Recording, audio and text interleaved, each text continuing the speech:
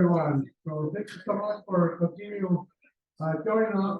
So the next presenter, he spoke last year, and he spoke 4 years ago, and he spoke 5 years ago. So he's always contributing to the community. So I want to give him a big shout out because all his talks, and if you go through youtube.com/hackers, you will see the previous talks, and you'll agree with me that these talks are one of the best. Always technical, always ready to teach the community. So with that, I'm gonna give a shout out to Aditya. He will be presenting, and hopefully you guys enjoy it. And here you go. Thanks everyone for being here. I hope for the next 25-30 minutes we're gonna make it really good. So let's get it started. What exactly we are going to talk about today? We are going to talk about command and control panels. What exactly those are, we take a deep dive. But the primary purpose of this talk is to actually take the game back to the attackers. That's why we call this attack like an attacker. Should not be taken in a negative sense, but the way we live in this world, I think the way cyber arms race is going on, we really need to understand we have to go for some sort of advanced tactics to take control of some of this malicious software deployments and how exactly they are being operated at the infrastructure level. So let's get it started. I'm going to put a little disclaimer here. Why so? Because the research we are going to present in this talk is primarily for sharing with the community. It's not related to any enterprise or so. I hope you get my point, what I want to highlight here. But the purpose here is to how we are going to build threat intelligence and how we are going to use it for the next set of building security solutions. Unless we are able to figure out the game, what goes inside or in the underground community, we are not able to pick it up. So in order to do so, we really need to go deep into it and understand how exactly those software operates, how exactly command panel works, and then we'll take it from there. A brief background of mine, just to highlight it, why exactly we are standing here and able to deliver this talk. Of course, we believe in learn from you guys, and then sharing it within a bigger audience so that they can actually understand, and as a community, we learn from each other. So let's just basically set the baseline here. Why exactly I put up this thing here? We need to first understand data is the new e-currency. You can use any terminology. You can call it as an oil as well, because that's where the value resides. The slide just predicts here that how exactly data is being treated in the present world. We need data, enterprises need data, even organizations need data. But why so? Because that's where the money is. Because that's where the context is, and that's where we are going to extract the maximum intelligence to make sure how the businesses need to run, how we actually need to make the things more profitable. But if it's true for the enterprises, why it is not true for the attackers as well, right? Because they want your data. We live in the world where digitalization is to the next level, and in order to handle all these efficacies that are happening in this world because of data, you need a control. So does the attackers. And what exactly they do with the data, we'll take a look at it.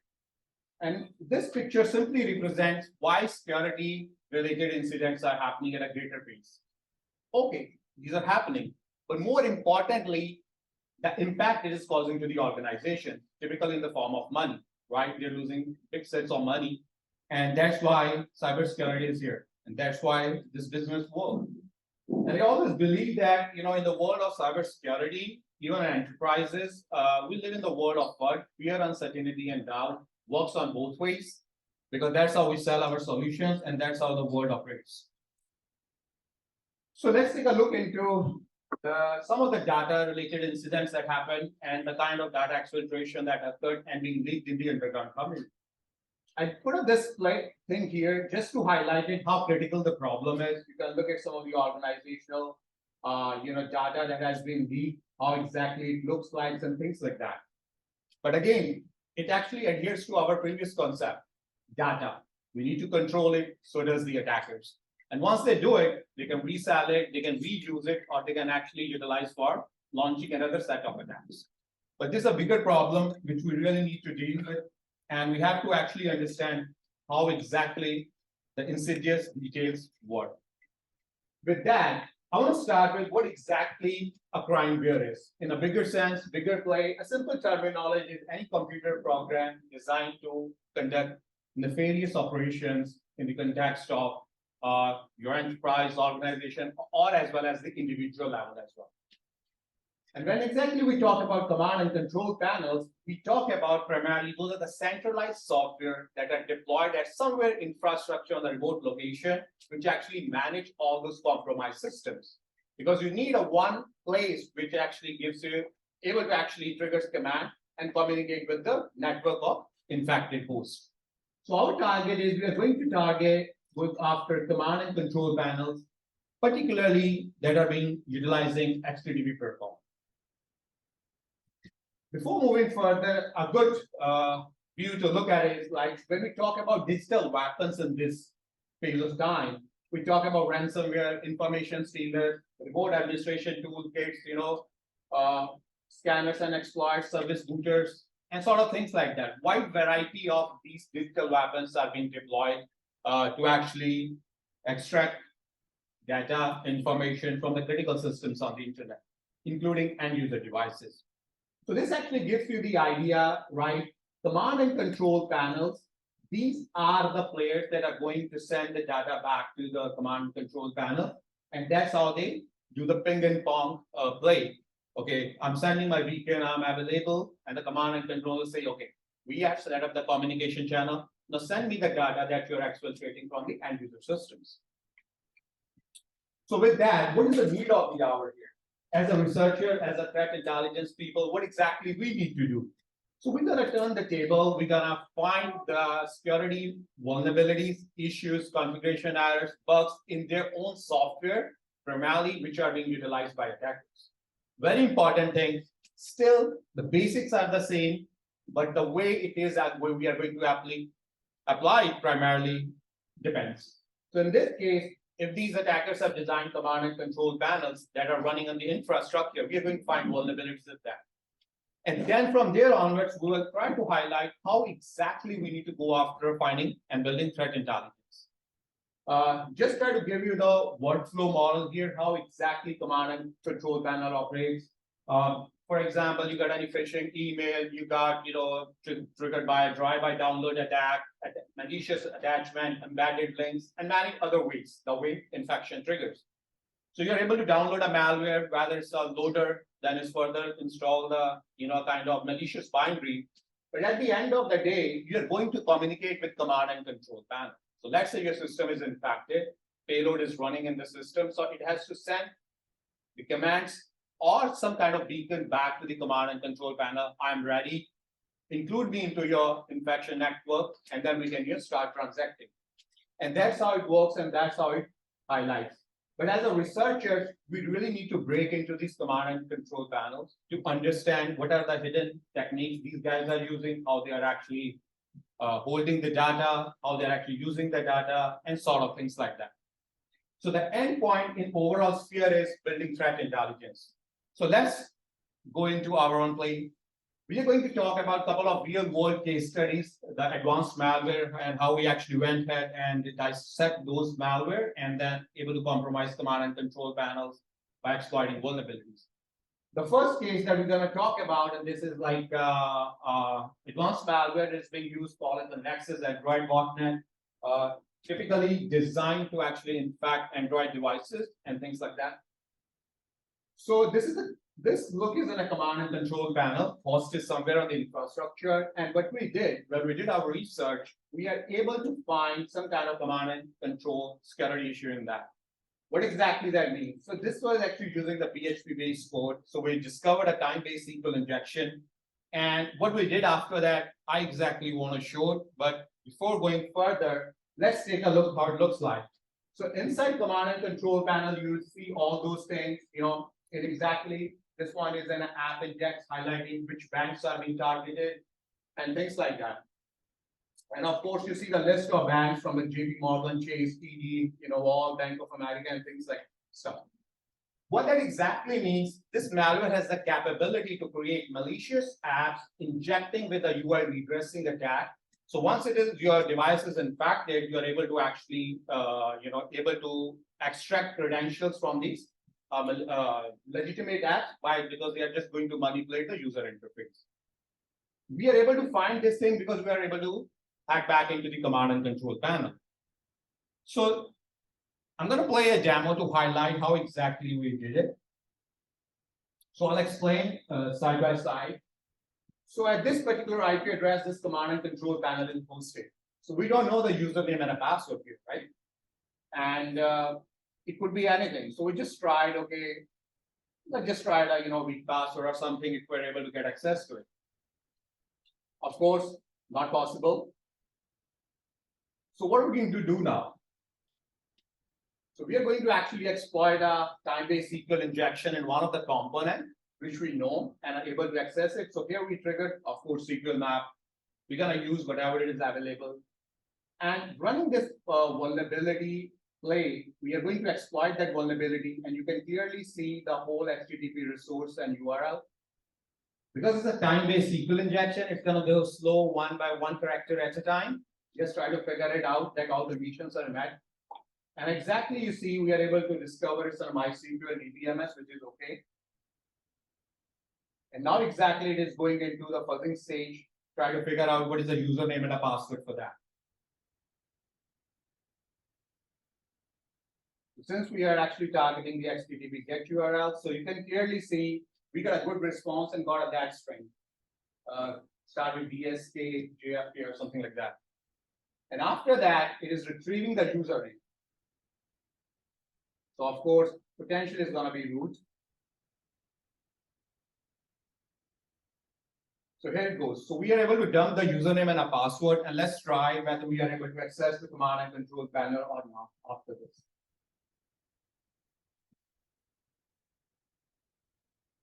So here we go into the panel. We're going to use it. And there we go.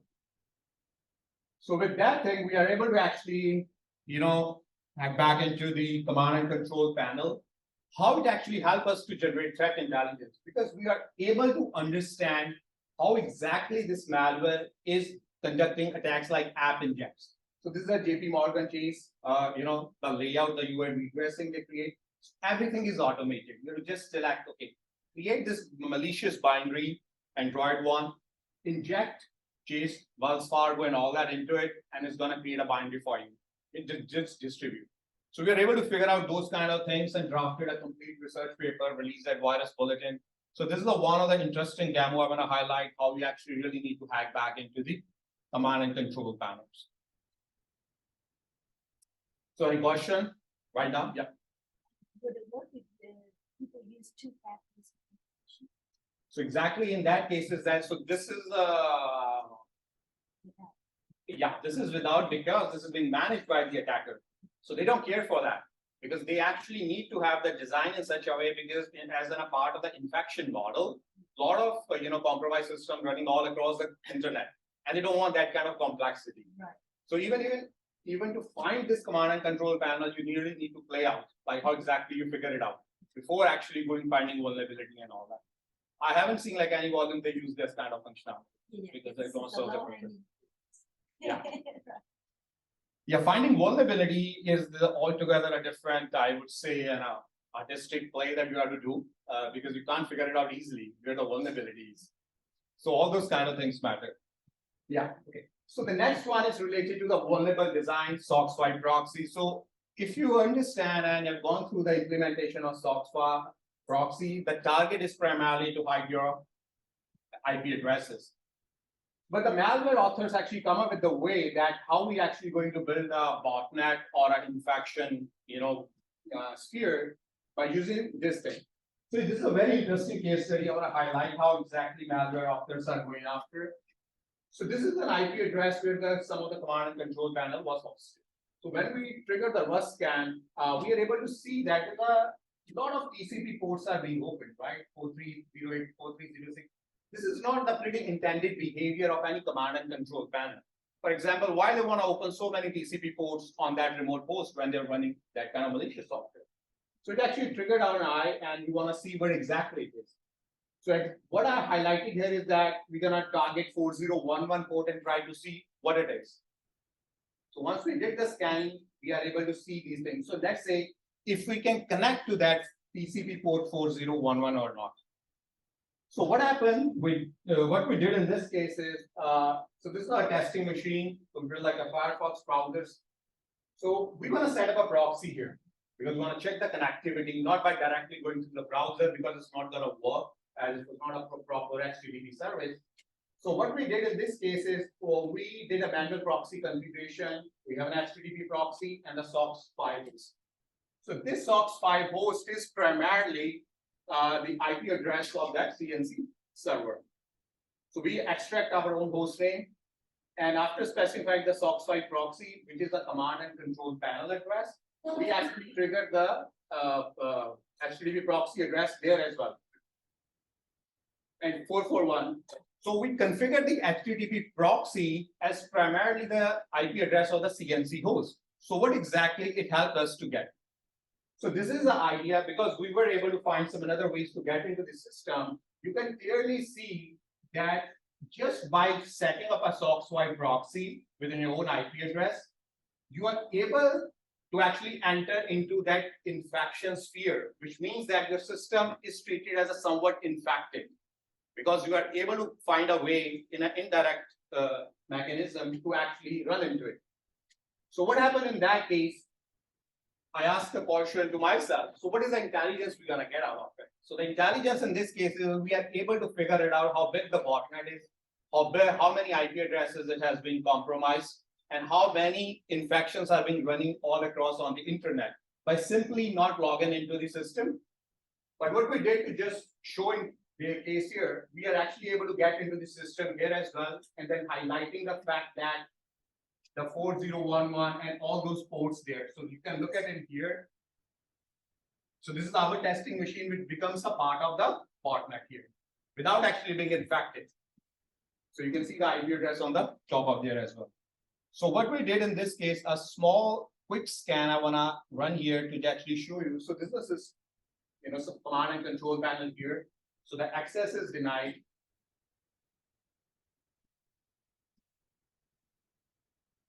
But we are able to break it in a different way. So I'm just, triggering a quick scan here, try to show. So if you see that by simply triggering that scan, so we are able to see so many TCP ports being open. But in fact, every single TCP port here highlights one infected system on the internet because of the way SOCKS 5 proxy works. And it has a different IP address we are able to find once your system. But you can be able to see, how many active systems are being connected to the command and control host at that point in time. And since we have the access one or the other way, we can clearly see that all those systems are there and we are able to figure it out. So this was a very different way of actually extracting threat intelligence out of the command and control panels. Another interesting part I want to highlight here is that, in a security, always used to say basics are the hardest part to conquer, which is true, and it is still true in this book. So even the attackers make mistakes. The problem in this, snapshots and the way we have presented here is that the command and control panel host, they thought, right, by creating a web resource in a very randomized way using some algorithm, sometimes you have example.com/directory1. So instead of just, creating a random name to a directory1, they are able to actually store the stolen files into it. And the people won't come to know about it. But when you use fuzzing approach at the HTTP level, it helps, right? But since based on the experience that you gather with working in the field for a long period of time, you're able to see what exactly it is all about. So what we did, here is one of that infected system, basically the command and control panel. But here are the zip files of all the different IP addresses, which is mapping to infected hosts. And all the zip files actually being highlighting that the kind of data being stolen from those infected systems. But if you look at in this part here, it is not easy to figure it out where exactly the web resources. But when you do fuzzing, you do some kind of different traffic analysis, a lot of interesting things, you're still able to figure it out. Okay, if I'm going to hit that IP address, there are the files we're going to get. And in this case, we don't need to go back into the command and control server. We're just able to dump all those kind of data files for analysis. So in this case, what a mistake attacker made, they thought with the randomization, creating a web resource with that, people not going to figure it out. So they forgot to actually implement authorization controls. Who's going to access these IP addresses? One of the things we have also seen that, these people create a mistake. I want to say create a mistake. I would exactly say that they actually do that by actually setting up a controls for specific IP address ranges. So what we do in that case is that we're able to VPN into those IP address range, and then from there onwards able to access it, because then it is able to bypass us because those IP address ranges are whitelisted. Another interesting aspect is related to the black sphere guard malware. So similar case, but in this particular case, we are able to find it in a different way where the zip files are located. So you can see that, how many files were able to download from, related to the impacted systems in United States, UK, and many more in the European region. So it says like lots and lots of data and things like that.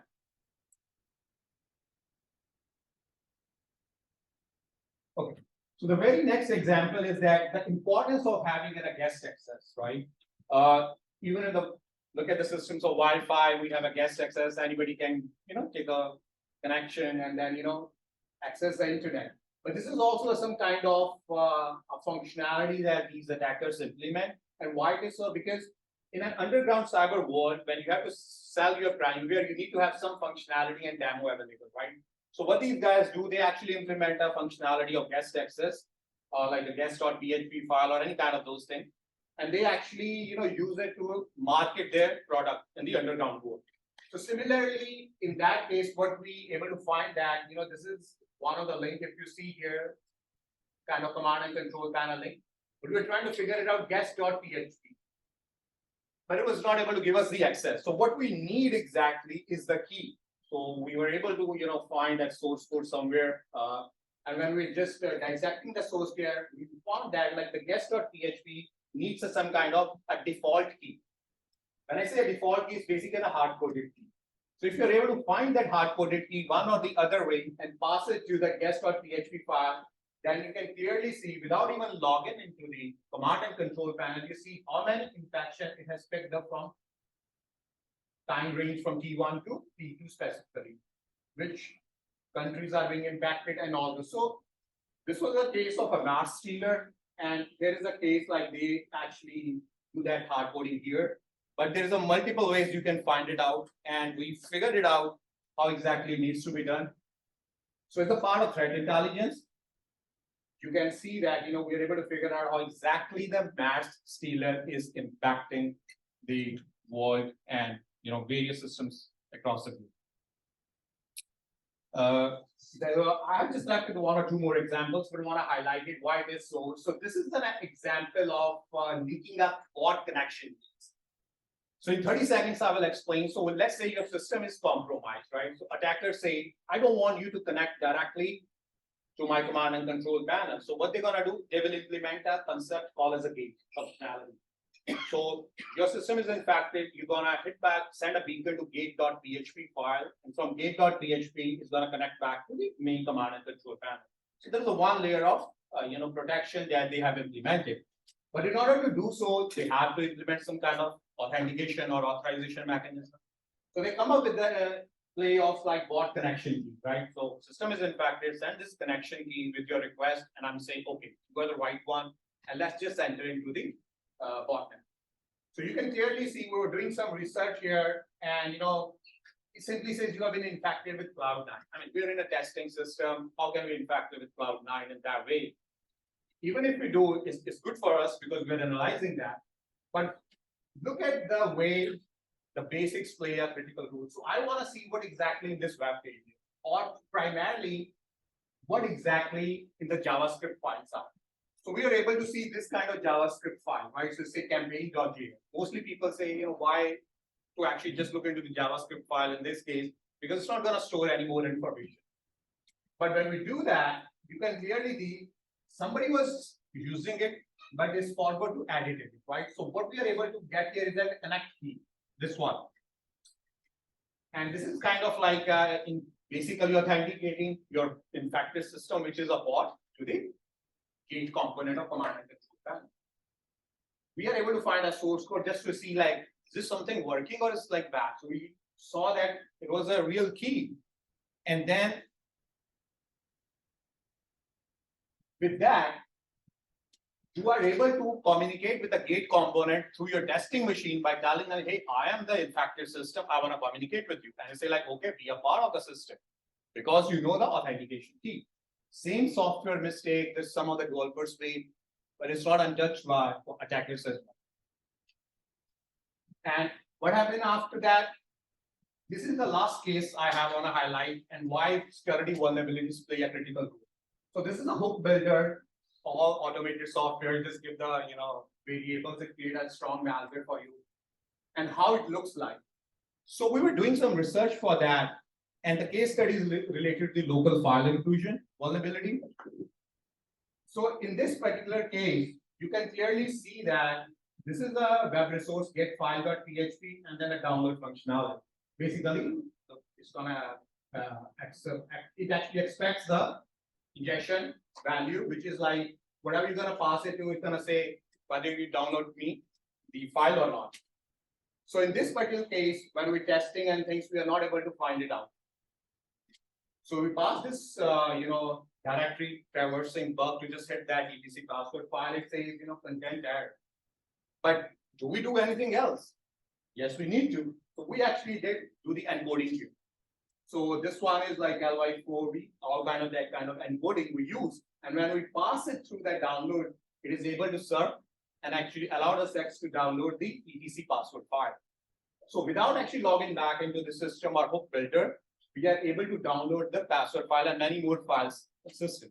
So in this particular case, it highlights if you stop your testing here, which means you are not going to cover all the corner cases. I think that's the process of when you do penetration testing, vulnerability assessment, and all that as well, right?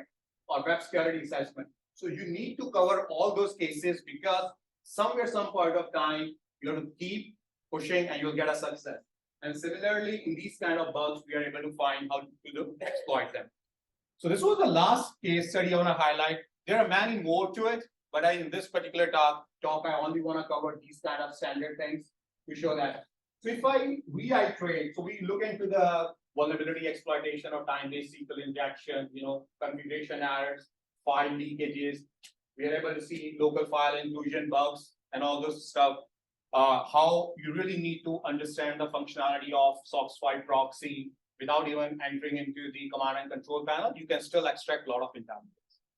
But this actually highlights the fact that, as a threat researchers, intelligence experts, or the way we want to learn more about it. Because even at this point of time, I still want to learn more. And every time it's a new thing in the market. So you have to keep learning. So with that, some of the points that I want to make as a part of the conclusion. So believe data, believe it, data is the new currency. You really need to know how to hold your currency to have the value. We believe that, I would say, strictly believe that somewhere, some part of time, offensive approach is required to cybersecurity, because if you go too defensive, you're not able to find what exactly going into that word which actually understand that kind of tactics. Similarly, vulnerabilities in command and control panels are similar in the nature, the way the authorized software has vulnerabilities. So don't think about attackers are not going to make mistakes, they do, and you need to find it out how exactly you're going to exploit them. So information from the command and control panels is really, really required for threat intelligence so that you can actually build or design models, if there's a part of machine learning and many more, to actually build a solid construct of your threat intelligence, and so that your prevention and detection solutions utilize that. And at last, I would like to say that threat intelligence definitely allows to build threat profiles for attribution, for adversarial threat detection, and a lot of other things.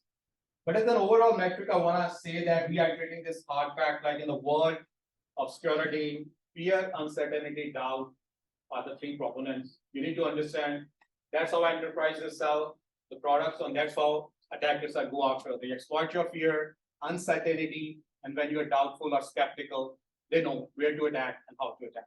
So I would say preserve your data, make sure you're more serious about your data, and there are a lot of things are happening in the backend. With that, I'm open to questions and queries. Any question you have, more than happy to help. Otherwise, I'll be around.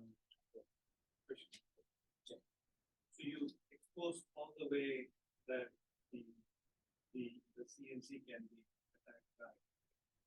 Now, of course, other folks are now listening to you. They have to make their software. Are some of the exposures, some of them are limited. Some of them are probably necessary for students. Maybe some. Yeah, absolutely. I'll take 30 seconds to just add up to what you just said. Actually, in the world, timing matters, right? So these people have to actually act fast because the infections that are happening in the world that are happening at a rapid pace. So the extraction of data process has to be fast as well. So what we have seen in the recent times, because they deploy these kind of software command and control panels, so they might not be even interested to actually go for securing that at a greater level because they want within a time frame of like 24 hours, give me all the data. Because if they don't do that, there are there's a cyber arms race, I would say in that case, right? So other people are also looking at it how to actually disrupt those channels. So timing is a very important aspect of it. The SQL injection vulnerability that we actually presented today, when we released it, it got patched. But eventually we were able to find another one in different component, right? So that actually highlights that they're able to patch it fast, but there are so many components in the CNC in itself as well, because they have to do a very detailed review of that, which is not possible in a short period of time. And that is again an arms race who's gonna hit the first, and it's gonna keep on going on. But we have seen a lot of improvement, as I mentioned, like the gate component and all that. It was never existed earlier, like before a couple of years. So they do it, they advance it, and things like that. But as I used to say, again, just keep on going on, and that's what we're going to do. Oh yeah, absolutely. It's like who's gonna exploit it first? Any more questions? All right. Thanks everyone. Thanks for your time. Really appreciate it for attending. Thank you very much.